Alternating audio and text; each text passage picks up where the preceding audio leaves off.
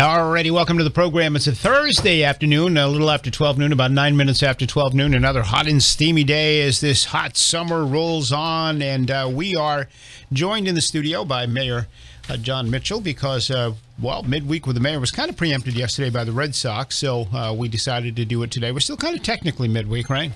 We're late midweek, right? Yeah, we call it midweek with Mayor Mitchell, but, you know, it's been all over the place of late. So, yeah, so it's still a moving target. But Tuesday, I guess, is early midweek. Thursday is kind of late midweek. So, yeah, we're right in there. We thank the listeners for their patience and their flexibility. We thank them for their flexibility. Yeah. Well, yeah. So I see you're still wearing your floral shorts. You're still in the summer. Why not? I mean, the weather is what it is, right? Yeah. Until the weather changes, I might even get real radical and wear white pants. You know, I just might do white that. after Labor Day. Yeah. You know, I mean, that is like, wow. Is that still a thing? Pretty radical. Yeah. Is that still a thing? I mean, are we beyond that? We can wear short pants to a funeral now, but we can't wear white after Labor Day still. Yeah, it's not a rule I exactly comply with, but I think some people do. But they do. Some people are really, sticklers for fashion. That's all right. Yeah. I'll have to put my white patent leather shoes away. No, that's Joe Jesus got the white patent leather shoes. Only Joe. Yeah, Joe has some clothing that nobody else has. So that's fair to say. Yeah. Early American. Well, as my great aunt used to call it, Zares. Zares, yeah. Early American Zares. Welcome, Mayor. How are you? I'm very well, Barry. So we got a controversy brewing in our schools right now. We got flooded with phone calls today. We weren't expecting it. We didn't know what it was all about. But apparently, Keith has decided that kids cannot bring bottled water to school during the heat wave. And I guess one level, I guess somebody involved in the 6th grade level said it was okay, and then the principal of the school in general said no, that you can't do it. Did you guys call the principal and ask him? Or? Yeah, we did. I guess Mike Rock spoke with the principal at the 6th grade, and the principal of the 6th grade level confirmed that it was okay to bring the water. Yeah. And then parents were calling back saying, well, no, they're telling us.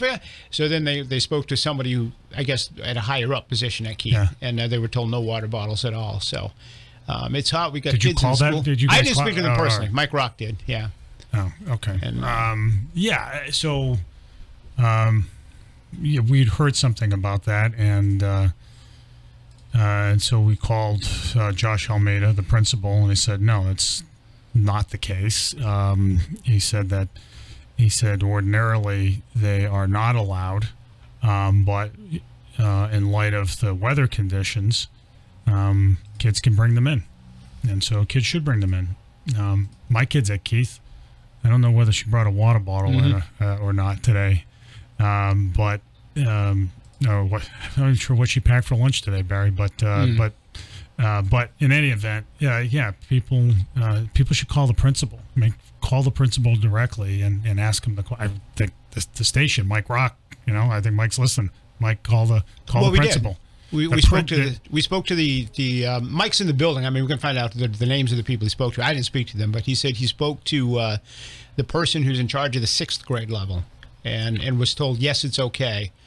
And then parents were still calling saying, oh, no, that's not what we were told. Okay. So then he spoke to whoever runs the school. I don't know the person's name, whoever the headmaster is of the entire school. Well, so the principal is Josh Almeida, and we'll make sure that the school department gives the station a call and can confirm. Who did you speak to, Mike? Here comes Mike. Come on in, Mike. Mike, pull up a chair. We'll get to the bottom of this. Yeah. Is this Watergate? Watergate, yes. Watergate. Oh, bada bing, we never bada hear boom. his voice on AM. No, so there's a reason for that. So what's the deal? The mayor says he spoke to Josh Amaral, is it? No, Josh Amaral's in the school committee, right? Josh Almeida. Josh Almeida, okay, and who's the head honcho over at Keith, and was told that anybody can bring water bottles in. That's great news. Great news. So who did you speak to? Tina? We called over to the 6th grade office this morning. They said that it's a hot day out, that the kids would be allowed to have school today. I mean, water today in school, but that when this heat advisory is over, that policy may change. Yeah. So we continue to get some calls and concern about it from parents. So we called back just to clarify. We asked for the principal's office, and the principal's office said that no water bottles were allowed, that you needed a doctor's note to have a water bottle. Did you speak to the principal? Did not. He was not available, left a message, and he hasn't called back in. Okay, he hasn't called back. So that's where we are. Also, since then we've spoken. I'll tell you what, guys. So we'll get Arthur Motter. Well, at the school department. That was my next sentence. Yeah. Since then, Arthur has reached back out to us and clarified that the water will be allowed during the heat advisory, and got into that, but didn't get into what the policy is during a normal day. Yeah. So people, weather. So understand this. So I would encourage not only WBSM but also other members of the media to give Arthur Motter a call. He's got a job as the public relations person over there, so he can track down this information so that you guys aren't burdened with calling different officials within a school. So secondly, and I speak not only as the mayor but as a parent of a student in the school. I know the school has bubblers on every hallway, on every floor, and so it's not like kids are being deprived of water. I mean, you have to let the school determine, what's appropriate to bring into school. There may be good reasons why you don't want to have seventh graders walking around with bottles of anything in any middle school, right? I mean, just think of the water fights and things like that can happen. So if they've made, it sounds like, an exception under exceptional circumstances, which sounds about right to me. But we get parents who call up understandably concerned about their kids, and I just want to make sure that we're getting the right information out to them. Well, we do too. That's our objective too. We want to get the right information out, and when we call people and we're getting different answers at different levels, it becomes very frustrating to us. Well, but here's the thing: but you don't know who you talk to in the principal's office. Well, I guess if I was a parent and I made that phone call this morning and talked to the principal's office and they said no water bottles are allowed, right? But then you guys are putting it out into the public realm as an announcement. What I'm saying to you is,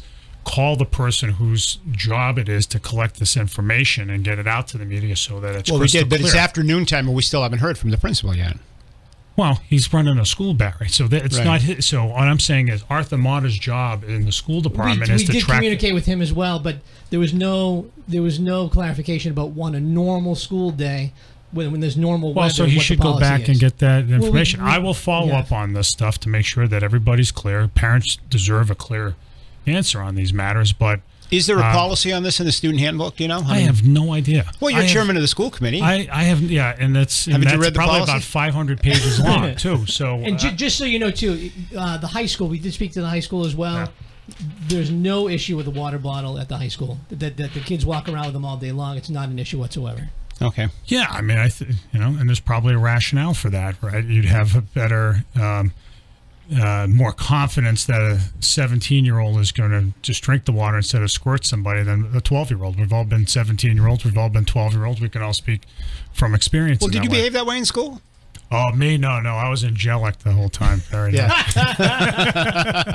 So anyway, what I'm just getting at is, we get calls from parents all the time and in the mayor's office, and what we do is we get somebody at the school, and particularly if it needs to be put out into the public realm and into the media, we make sure that Arthur Motter is tracking down the information and is putting it out accurately. If I was a parent this morning and I heard this and I called the school, we got two different answers. So that's a little confusing. I think there's some reason that there's some confusion about this with parents. Well, we'll make sure that we'll follow up, make sure that the correct information is put out in the school department. I think Arthur usually listens to the show, and so he's probably hearing all of this right now.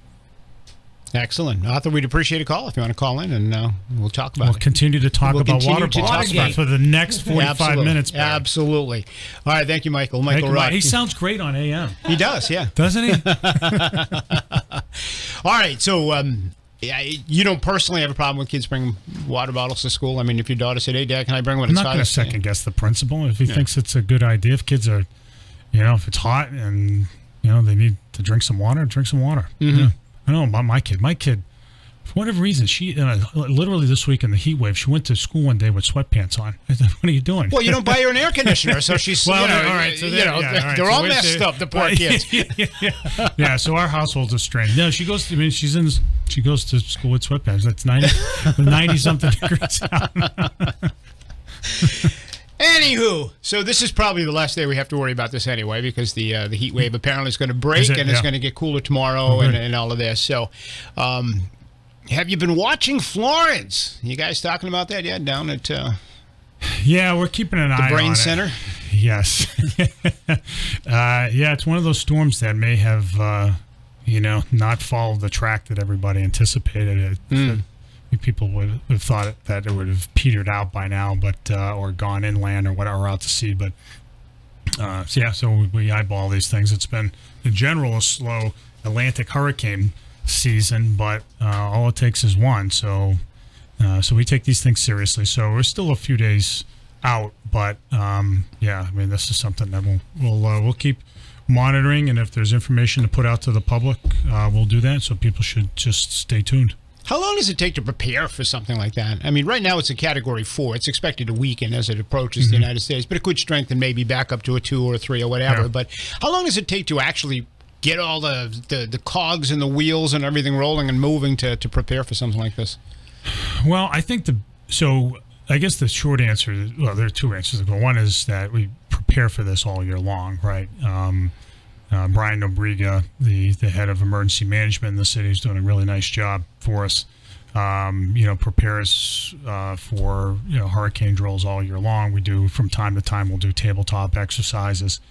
When we see a storm coming like this one, we track this stuff. He tracks this stuff very closely, and he works very closely with MEMA, the Massachusetts Emergency Management Agency.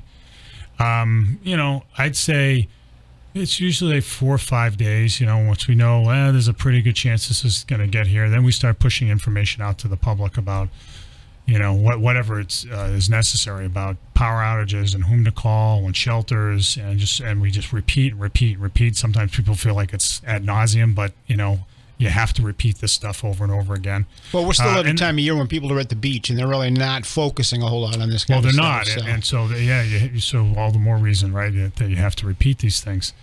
And then there are preparations that we would do. So if it looks like the next few days it's going to start heading near us, then DPI will, for instance, start to shift away from its normal work and start clearing out catch basins. So as to mitigate flooding, they'll start chopping down branches that might fall down or dead trees, just to prevent any problems from trees or branches falling. In the storm, the Army Corps will start to plan what the gates of the hurricane barrier will close. The fire and police departments will get ready, and then we'll start to formulate a communications plan. We'll be in touch with MEMA. There's a whole series of things that go on, but the biggest thing is just getting information out to people in a timely way. And we've had storms where we've had to knock on people's doors just to alert them, like radio and TV and print and social media still, for some folks, aren't enough, and they actually have to bang on there. I personally have done that, and but that's what it takes to make sure that everybody's safe. So where are you at this point? Just basically monitoring? Yeah, keeping a close eye on it. Yeah. But that might change in the next 24 hours, 36 hours or so. Yeah, what I've heard is it could go straight north up out of to nowhere. Yeah. And or it could come to the coast. We just don't know at this point. But it is a rather unique storm. It's something that's really the next letter in the alphabet was the G storm that's already sort of gone inland ahead of it, right? Yeah. So this one is just sort of moving along pretty slowly. All right. So ABC. Yeah. Simple as 1, 2, 3, right? Yeah. If only we were that simple. Yeah. So we've. A lot of folks who I'm sure are listening have, come home to, at least in wards 2 and 3 and a little bit of 4, some of 4, to stickers on their recycling bins saying that ABC refused to pick up their recycling because of some, so-called contamination, right? Now, people might wonder, like, why is this all happening now? And it's a good question. I mean, people have been putting out the recycling in a certain way for roughly 5 years now, 4.5 years, whenever we started the automated process, and it's worked pretty well. People have been very compliant with it. We haven't heard complaints from ABC about there being widespread issues. Not until recently, when we started hearing about ABC's financial woes. And this all really stems from the fact that ABC is for a variety of reasons, including a change in Chinese policy that China imports recycling, but also for other reasons that ABC's starting to lose, is not making as much money as it once did off of the New Bedford contract. We signed a contract with ABC a few years ago to pay them a certain amount of money that escalates every year a little bit. This year it's a little under $5 million to pick up the garbage and the recycling, and to do a few other things, the bulky item pickup and some handful of other services. But like anything else, they sign a contract. We told them we pay you this much, and now they're coming back and saying that's not enough. We're not making as much money as we once thought. So, and what I've said to them is, I'm not unsympathetic. We want you to succeed as a business, but frankly, I answer to the residents of the city who pay their hard-earned taxes to the city to provide services, including trash and recycling pickup. So now all of a sudden they are slapping stickers on bins for people who've been law-abiding and people who've been playing by the rules, and I think it's not right. Well, the stickers are basically because people aren't complying with the rules. But there are, under the contract, Barry, there are provisions that require ABC to provide notice to the city when they reject a bin. They're required to explain why they reject a bin. And they're supposed to do it in a timely way. They're not doing any of that, right? So just so I understand, if ABC comes down my street and they get to my bin and they open it up and it's got 15 dirty pizza boxes in there, which is clearly against the rules. I mean, everybody got the list of what's acceptable and what's not. It's posted on my fridge. I don't know. Well, probably a lot of people have it on their fridge too. So you can look at it and say, okay, where does this go? So if I am clearly in violation, they don't have a right to say you are in violation. We're not going to take your bin, clean your bin out, and we'll come back for next week. So that's subject to debate. What's clear though, right? So understand what's going on now. If they open up a bin and see a single plastic bag of the type that you get at the grocery store, they're rejecting it. Right. So we've gotten instances of that, which is just absurd to me. They've rejected barrels because the barrels contain cardboard. Well, my recycling bin contains cardboard. Yours probably does as well. I always put cardboard in there. Yeah. So like all of a sudden, cardboard's not in, and then but that's not even on their list of things that are right. So it is to my understanding, it's always been an eligible item, right? And then they put stickers on without any explanation. They'll check off here's there'll be a set of reasons why they might reject, at least according to them, a given bin, and the sticker says at the bottom, other, right? There's a residual reason, other blank, and they're not filling that in. So it's not, the people don't know. Look, if you have something that shouldn't be in there and ABC says no, and assuming that they are authorized under the contract to do that, then the person who owns the barrel should at least know what the problem was.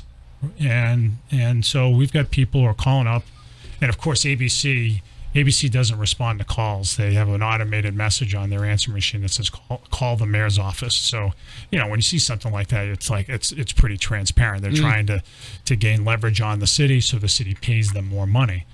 So it all raises a concern for me. I think they're violating the contract. It sure looks like it. And, raises the question of, if they're going to violate the contract like that, maybe the city should be looking at another vendor, and that might cost the city, probably will cost the city more money in the long run. But we need a stable partner that we can rely on to pick up the stuff when people put it out on the curb, and not create all the disruption they're creating right now. So we've got our legal team looking at it. We are looking at our options to bring ABC back into court, and we're going to pursue it aggressively. It's too bad because, others, to my knowledge, there aren't other cities that are involved in litigation with their trash vendors, even though this China policy is affecting everybody. This is the only litigation that I'm aware of. So have there been many bins rejected? Yeah, there have been a lot. And I drove around a little bit today, and I was watching it happen. I was watching it on Mount Pleasant Street. They're going around. There's a guy walking ahead of the truck, checking the bins, and then slapping these purported notices on the on the bins themselves. So I'm not happy about this, and so we're not going to just sit idly by and wait for something to happen. And by the way, I mean, we don't have no indication that they're doing this in the other communities they serve. So they're here in Fairhaven, they're in a number of in Mattapoisett, they're in a number of other places, and we haven't gotten any wind that they're doing this practice anywhere but New Bedford. Yeah, I just saw a picture of the violation notice. Jonathan just showed me on his cell phone, and everything on that notice that's listed on the notice are things that we knew about anyway that we shouldn't be throwing in. But you're saying they're rejecting it for things other than what's... We've gotten word that they're rejecting bins because they have cardboard in them, which is ridiculous. I mean, I have cardboard in my bin. I'm sure most folks who are listening to this, not everybody has done that as well. That cardboard is in. It should be in. Should be eligible. But is it clean cardboard? That's the thing. I mean, I mentioned pizza boxes before, and they do tell you that if it's a dirty pizza box, which is made out of cardboard, that should not go in the bin. That's what So look, I mean, so if people need reminders of what's in and what's out, you can go to ABC's website, you can go to the city's website, and as a reminder, and that's fair enough. But what these guys are doing now is without warning. So for 5 years, they've been collecting these bins. And now I've got notices on mine in the past. They've taken it, but they'll put a sticker on it, with a reminder, check the rules. Well, you're probably a flagrant. Well, I've got a 22-year-old that'll toss, toss a pizza box in there, and I try to police this stuff as much as possible. Yeah. And the pizza boxes, I think that's right at the top of their list. But now they're even advertising on the radio, and they have been for a while, about the plastic bag things. I guess the plastic bags are gumming up the recycling system and the machinery and all of that. Yeah, you have to keep the plastic bags. Got to keep the plastic bags. But look, they also remember, they have people who sort this stuff. Right. So this is called single stream recycling. So this stuff comes through. So people are pulling these bags out. So the idea that a whole bin should be rejected because there's a single plastic bag in there, to me is just so you think it's pettiness at this point? Oh no, it's not. But well, I wouldn't characterize it that way. This is all an attempt to gain leverage on the city in a lawsuit. That's what this is about. And frankly, if that's the way it's going to be, then while they're violating the contract to our mind, then we really do have to think long and hard about you going with another company. I don't think there would be any issues with layoffs or anything like that. I think that if there were another company brought in, the employees at ABC would be absorbed by that company. So I'm not concerned about it in that way. It would be unfortunate that the city would have to probably pay more for somebody else, but we can't have this kind of disruption going on while for an important city service. How quickly can you switch over? Well, so we understand that this again, they were in the middle of a contract right now, and we were arguing whether ABC is violating that contract. But if they are violating it, we'd certainly look to get out of that contract. And so, as it turns out, trash service is not subject to all of the state procurement law rules. I'm not sure why that is, but there's probably a rationale for it. But in any event, if we had the switch, we wouldn't have to put it out for bid. We could just start talking to other companies, and we have talked to other companies about it. So, our preference would be to stick to ABC, but if they're going to behave this way, then they will have violated the contract, and we should be looking at somebody else. Could we do a seamless transition, or would there be a period where we might experience no collection, or what? Well, we'd have to find a way to maintain the continuity of the collection service one way or the other. That would have to be part of any new arrangement. Is there a possibility DPI might have to step in and collect for a short period, or? Probably not. DPI really doesn't have the means to do that anymore. We don't have a whole fleet of garbage trucks in the city anymore. We've got a few. We've got a couple, but that's it.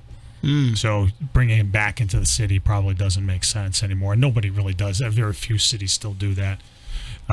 Virtually everybody does it through a private service, a private hauler like an ABC. But there are others out there, and that's certainly a strong consideration for us.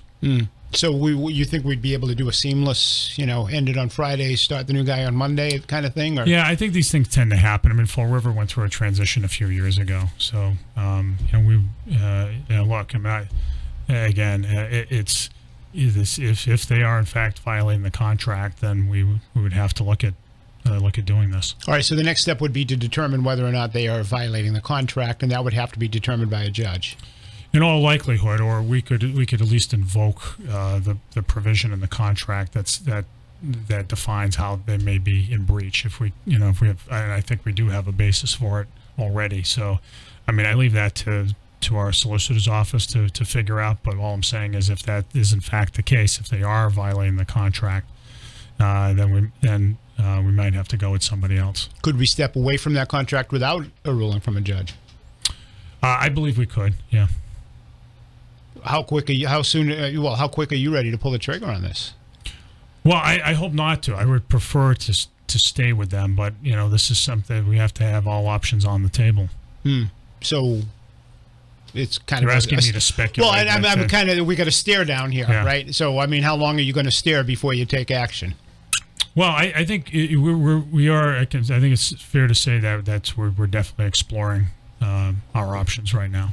I don't mean to sound coy about it, but all I'm saying is, if we pull that trigger, we'll be able to to transition to the next one. I think without interruption. The issue is it's going to cost us more money, but we might just have to do that.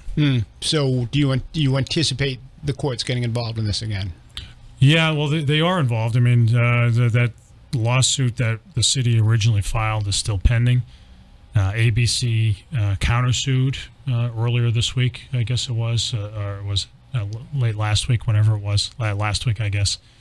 And so we're in court with them, and I suspect that discovery will go forward. So that means document discovery and whatever. And I think frankly this should have been avoidable. I mean, for months ABC kept crying poverty to us. They kept saying, hey, look, we're not making as much money on the contract. So they regretted signing the contract with the city. They sort of insinuated that the city got too good of a deal. And so I said, look, I'm sorry you're not making as much money as you once were. You're not your profits are down, but what really you want me to go back to the city residents and say we should spend more money on trash collection when we've signed a deal like this? I mean, come on, nobody would do that in their right mind. So they went ahead and they've countersued and they want more money.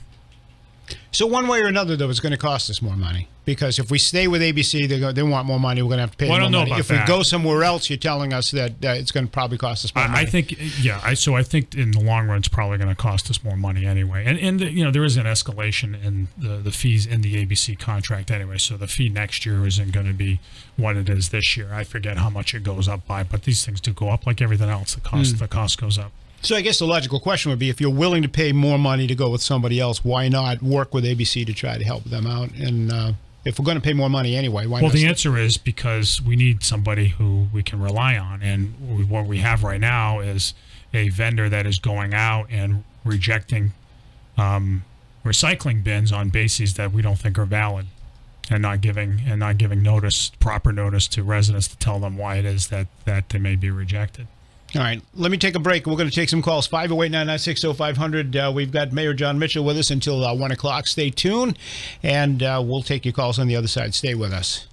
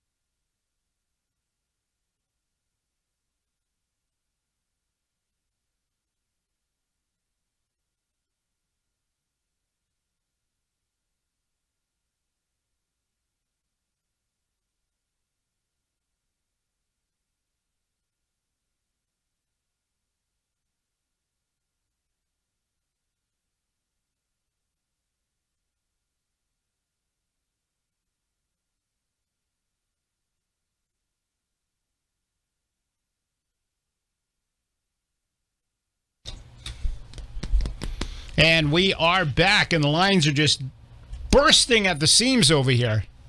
As far as lines can burst at the seam, you got the you got the one there. I got it. Volume. Okay, you got it. All right.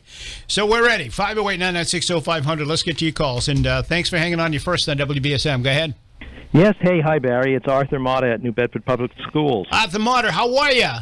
Good. Thanks. Mr. Mayor, how are you? Arthur, I'm very well. Your ears were ringing. I told you, Barry, he listens to the show. I knew that anyway. So what's the deal with the water bottles, Arthur? Okay, here's the deal. I did talk to Mr. Amaral, Mr. Almeida, Joshua Almeida, and he said that it is determined on a classroom and a teacher basis.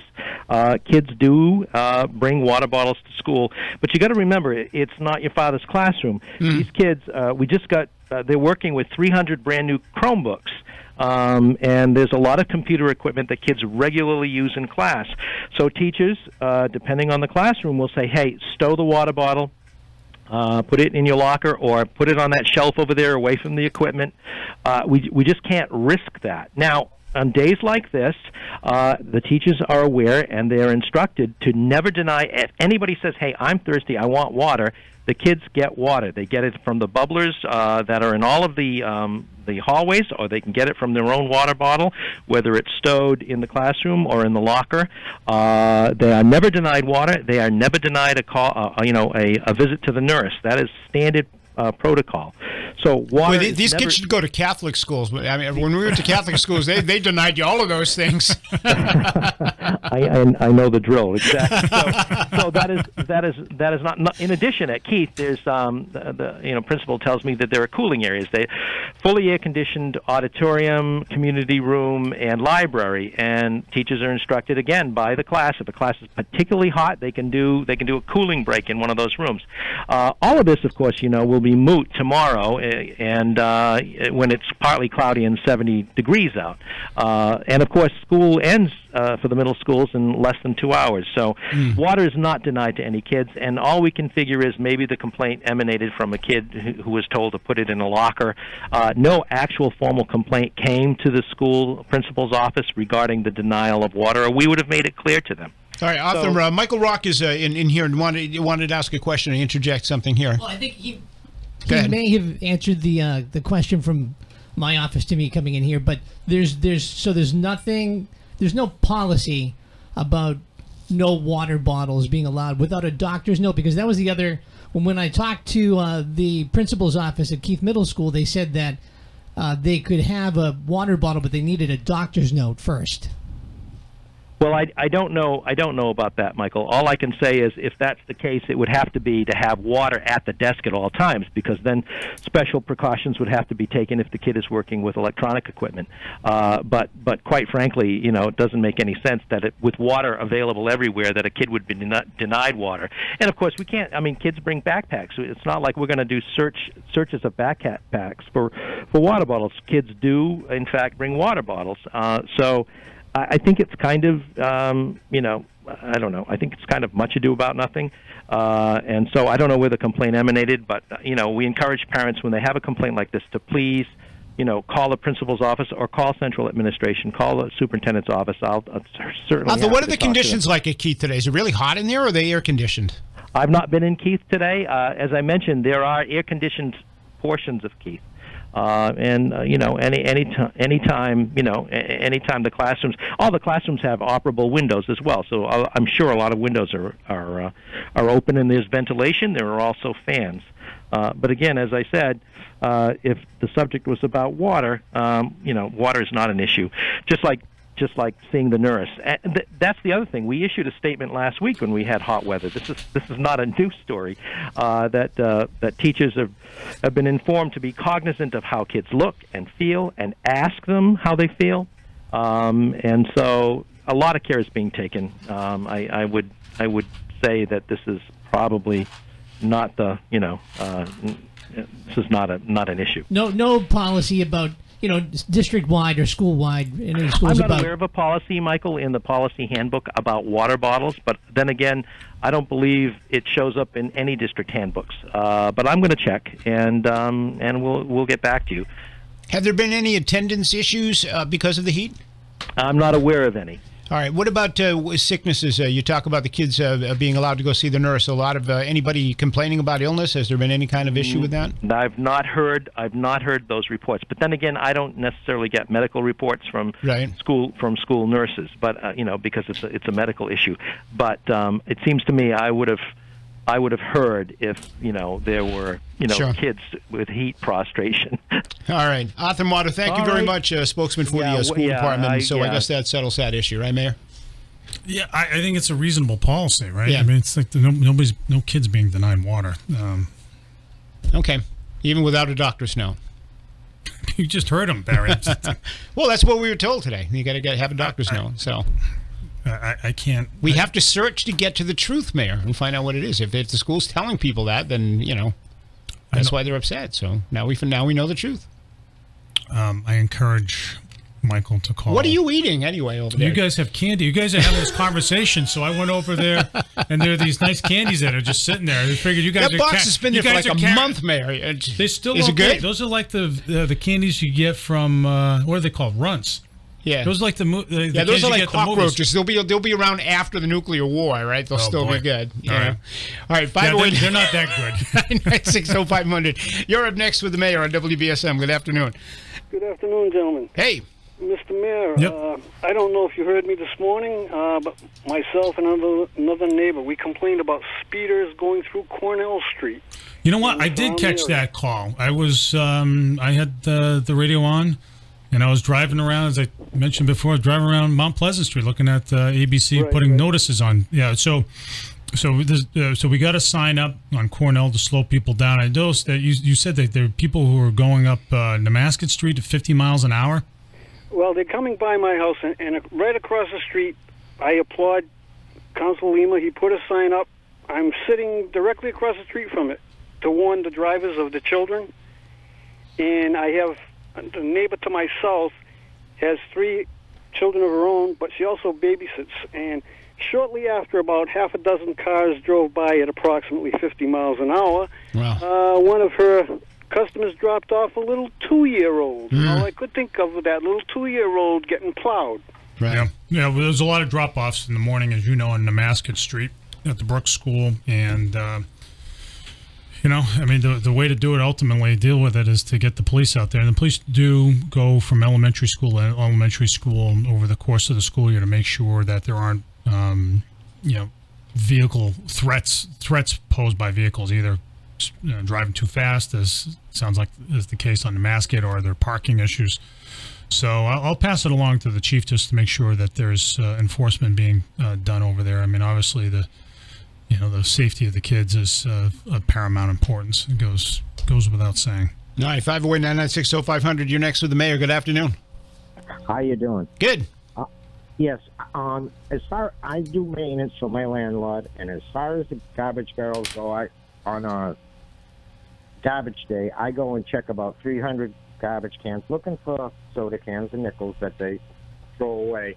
And these 3- and 4-deckers, those garbage barrels are totally disgusting. Some of our tenants, we've had to tell them, hey, you don't throw trash and food and everything else in there. Some of these cans, I've even seen live crabs inside the recyclables. Wow. Some of them are really disgusting, and all you'd have to do is just take a look in at any of these 3 or 4 deckers. Some of the landlords take very good care, but there's so many that don't. You could just see that the lid is open, and there's a black bag right in there full of garbage.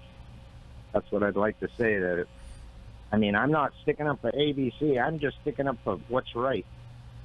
Yeah, no, look, I mean, if somebody's... It's work, be 50-50, yeah. Yeah. No, it's a fair point. No, we see them, and a lot of those landlords get fined by the city, for sure. But, we're seeing things out there today that are quite unusual. In the last couple of days where, a single plastic bag triggers a rejection, right? That's just, to me, that's just totally unreasonable.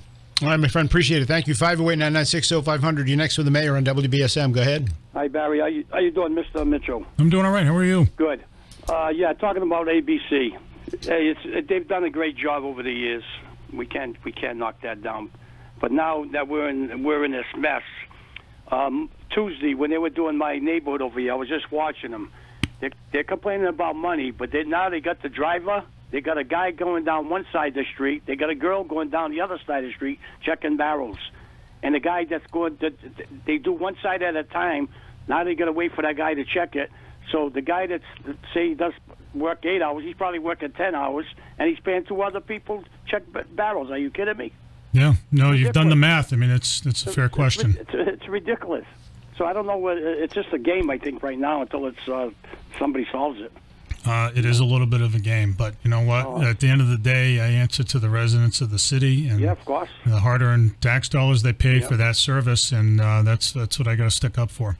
All I'm afraid about is if this thing is long, it's going to be, you're going to have a lot of garbage all over the city, and we got a pretty well kept clean city, and I'm afraid it's going to turn into a nightmare. All right, my friend, let me hold you down. We're definitely going to stay on them. I appreciate your call. Thank you very much. I've got to take a break. Stay with us. You're listening to 1420 WBSM, and you can be next with the mayor on WBSM. Stay with us.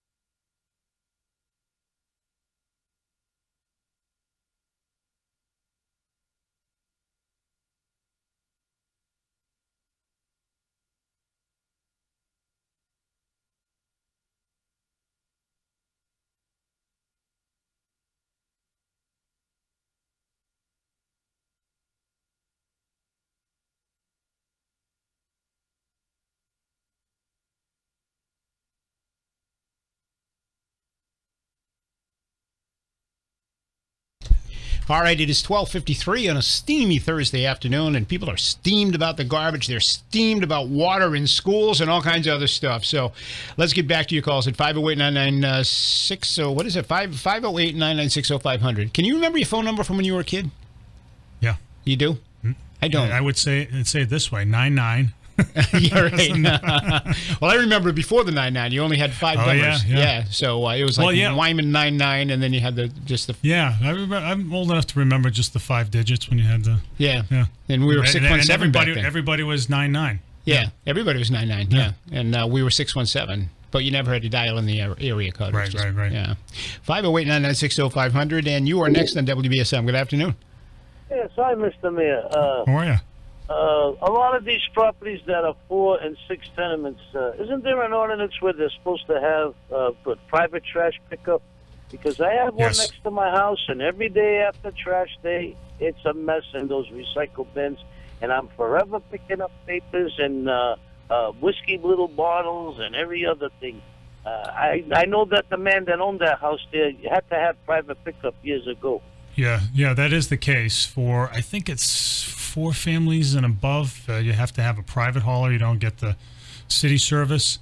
And look, if you've got a big apartment building next to your house and it's a mess all the time, first of all, I appreciate you going out there and go above and beyond and cleaning up. I really do. But don't hesitate to call the city too if somebody's making a mess. We want our neighborhoods to be clean.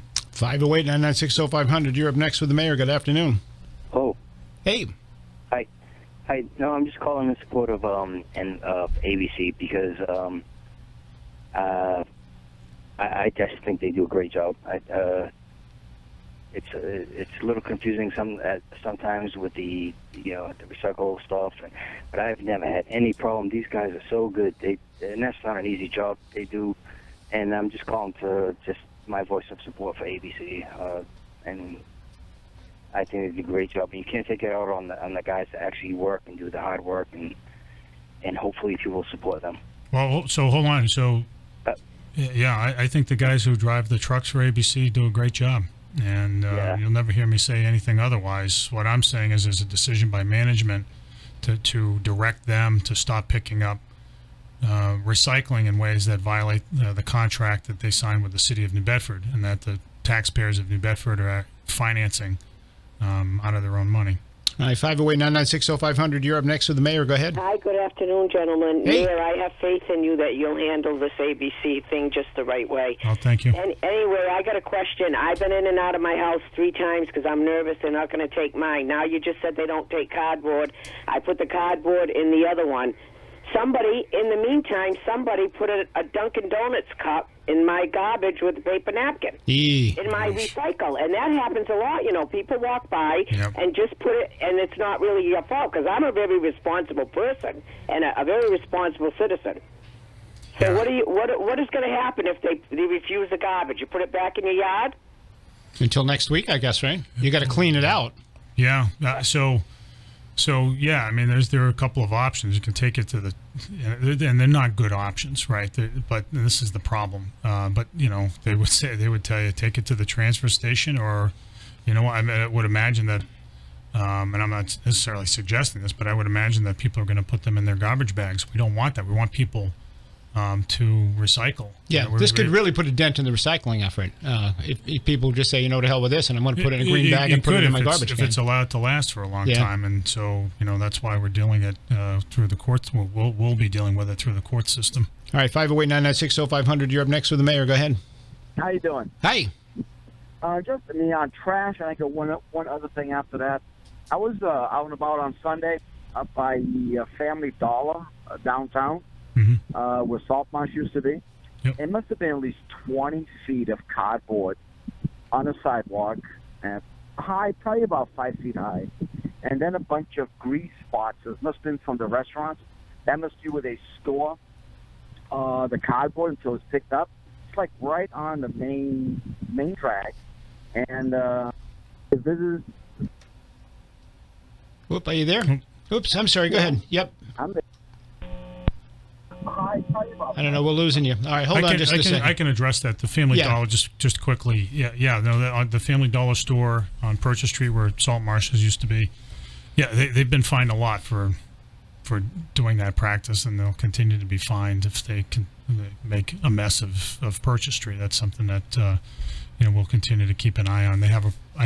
Pretty sure they have a private hauler that deals with that cardboard, but yeah, it's a practice that I've noticed, and the city has responded to, and it'll continue to do that. All right, just quickly, you've got the fundraiser for the Gannon Memorial Playground coming out? Oh, yes. I wanted to get that out. Yeah, so the PTO at the Campbell School they're doing a great job raising money for the Sergeant Sean Gannon Playground, and they're holding a fundraiser at Madeira Field where the feast is held, 6 o'clock on Saturday. And I think the ticket charge is $40, I think, but it's all going to this great playground in honor of a great man, Sean Gannon, who grew up, as people know, who was killed in the line of duty as a Yarmouth police officer a few months ago, but who grew up right around the corner from the Campbell School, and And so this is going to be a great way to honor him and to give back to the school. And it's going to be a terrific playground. It's a great cause. I encourage everybody to go. All right, excellent. Mayor, appreciate you coming in today. Yeah, thanks, Barry. A lot of attention to the ABC thing. We'll talk more about that coming up in the next hour. Want to get your response to what's going on with ABC. Have they rejected your can? Have they come by your neighborhood and said, nope, we're not picking you up? And what concerns do you have about all of this? So we'll talk about that a little bit more as we continue on this afternoon. And right now we're going to head into the newsroom, ABC, and then the local news with JR, the forecast, and more. Stay tuned.